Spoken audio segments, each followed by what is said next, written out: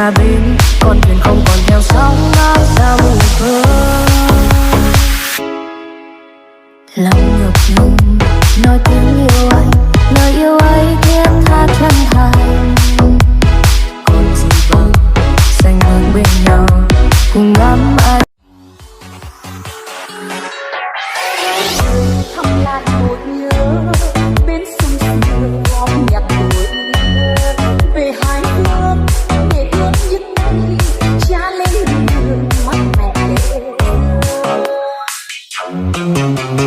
thương nhiều hơn nhớ biết nhau rồi không thành người.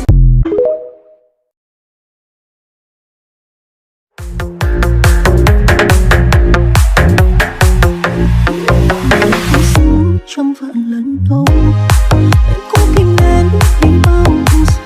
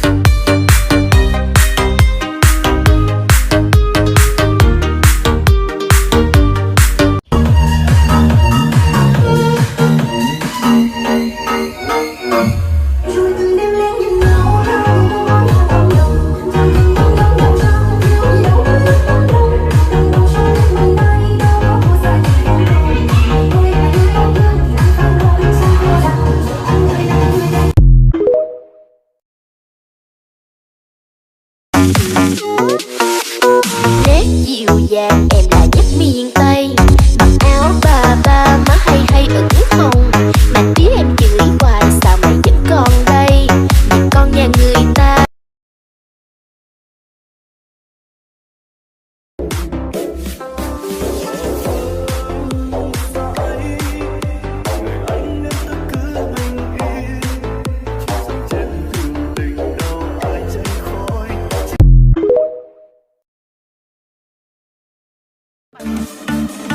Nắng lạc đường đi theo cơn gió tâm thương, bao đêm những tên khiến lòng tổn thương.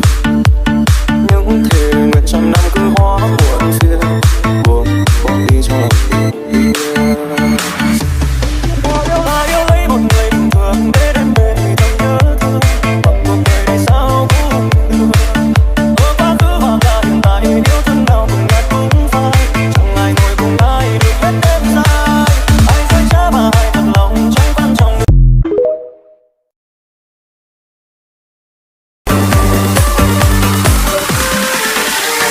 Yêu nhau cởi áo cho nhau về nhà mẹ hỏi đi qua cầu gió mây, từ đây hết duyên nên trao xem như hết tình mình đã trao, phần duyên ta lỡ cũng tan mất đoạn sầu đôi cương lo dòng ngàn thiên lý tiếng người đi.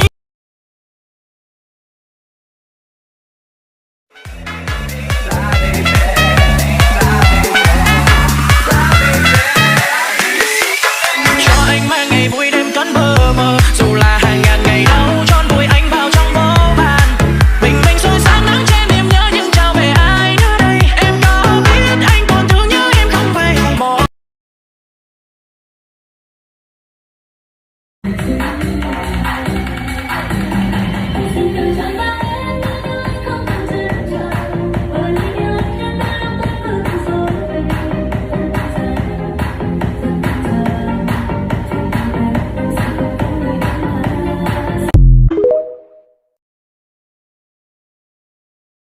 Chung nhà rồi em ơi, giờ cuộc sống hai ta là một, mọi buồn phiền lo lắng trước kia để anh giữ dùm. Dù rằng bao ghé qua đây thì sẽ có anh luôn đứng lại và dẹp hết ưu phiền xung quanh em để mang đến những điều tuyệt vời.